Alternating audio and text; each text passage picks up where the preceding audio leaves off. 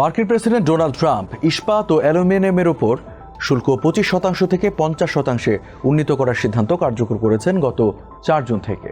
কিন্তু বিশেষজ্ঞরা বলছেন এই শুল্ক বৃদ্ধির ফলে ট্রাম্পের আমেরিকান শিল্প পুনর্গঠনের পরিকল্পনা ব্যাহত হবে।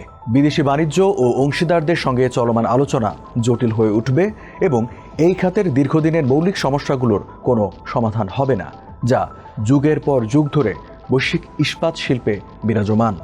প্রিয় দর্শক, আজ আমরা জানব এই শিল্পের উপর শুল্ক দ্বিগুণ করে আসলে কি চাইছেন ডোনাল্ড ট্রাম্প। এই পদক্ষেপে কোনো লাভ কি হবে?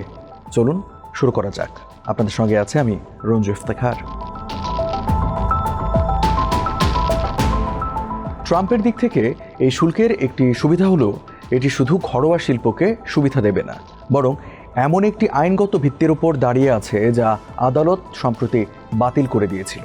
এখন যে কোনো ব্র্যান্ডের পুরাতন এসি বদলে নতুন ওয়ালটন এসিতে উপভোগ করুন 25% ছাড়।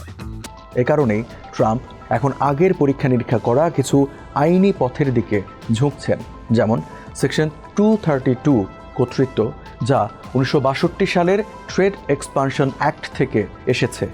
এই আইনের মাধ্যমে হোয়াইট হাউস বড় পরিসরে শুল্ক আরোপ করতে পারে, যা নিয়ন্ত্রণের বাইরে এবং আদালতের হস্তক্ষেপও দুর্বল।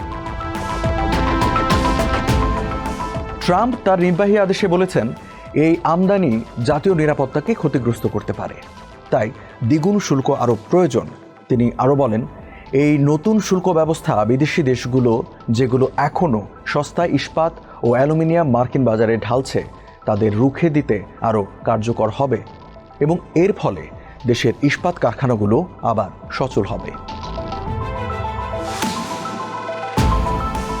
বাজার বিশ্লেষকরা বলছেন ট্রাম্প শুল্ক বাড়ানোর ক্ষেত্রে যে দুটি কারণ দেখিয়েছেন তা ভিত্তিহীন।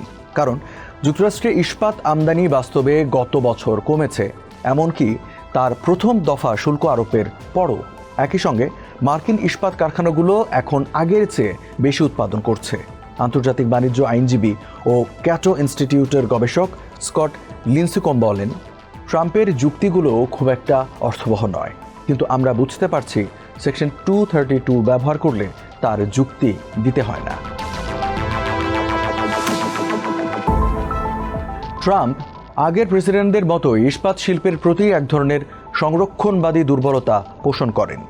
একদিকে এটি পুরনো ধোঁয়াঢাকা কারখানা নির্ভর অর্থনীতির প্রতি এক ধরনের নস্টালজিয়া, অন্যদিকে তার প্রথম মেয়াদে স্টিল ইন্ডাস্ট্রির আইনজীবীদের প্রভাব, বিশেষ করে রবার্ট লাইটহাইজার, তার তৎকালীন ইউএস ট্রেড রিপ্রেজেন্টেটিভ, গুরুত্বপূর্ণ ভূমিকা রেখেছে।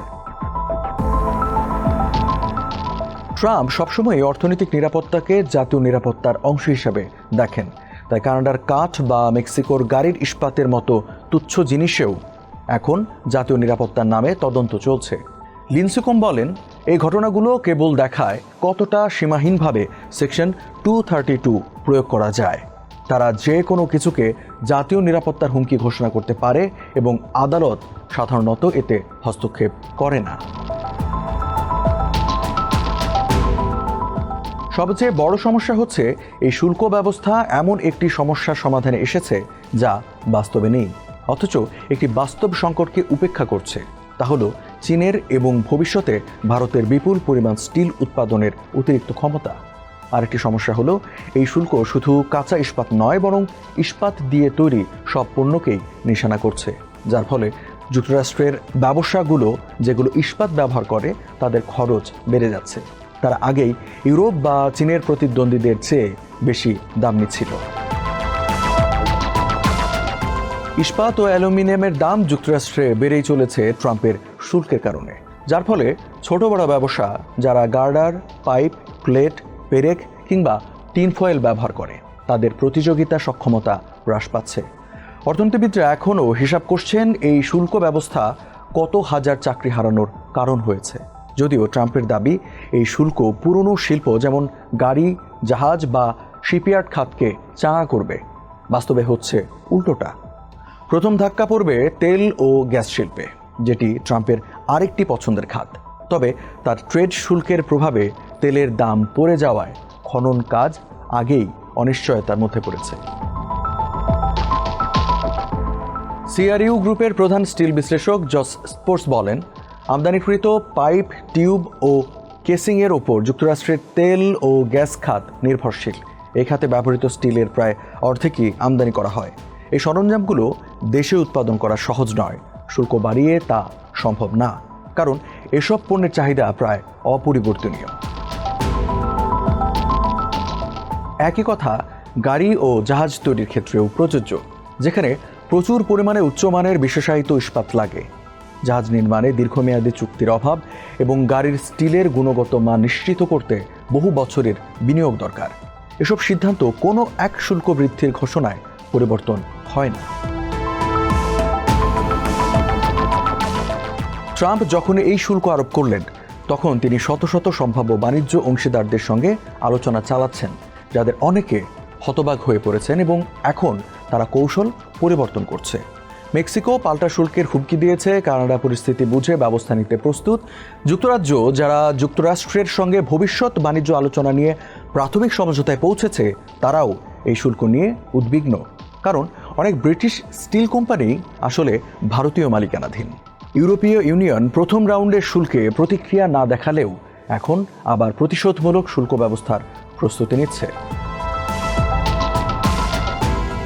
ইউরোপীয় আলোচকরা এবং স্টিল বিশেষজ্ঞরা যে বিষয়ে সবচেয়ে বেশি চিন্তিত তা হল চীনের অতিরিক্ত উৎপাদন ক্ষমতা, যা এই শুল্কের সিদ্ধান্তে একেবারেই উপেক্ষিত হয়েছে। চীন প্রতি বছর 1 বিলিয়নেরও বেশি টন স্টিল উৎপাদন করে, যা বৈশ্বিক মোট উৎপাদনের অর্ধেকেরও বেশি। যুক্তরাষ্ট্র এখনও একটি বড় উৎপাদক হলেও বছরে মাত্র 80 মিলিয়ন টন উৎপাদন করে। গত কয়েক বছরে যুক্তরাষ্ট্র ও ইউরোপ এই অতিরিক্ত উৎপাদন এবং তার পরিবেশগত প্রভাব কমাতে যৌথভাবে নীতিমালা তৈরির চেষ্টা করেছে।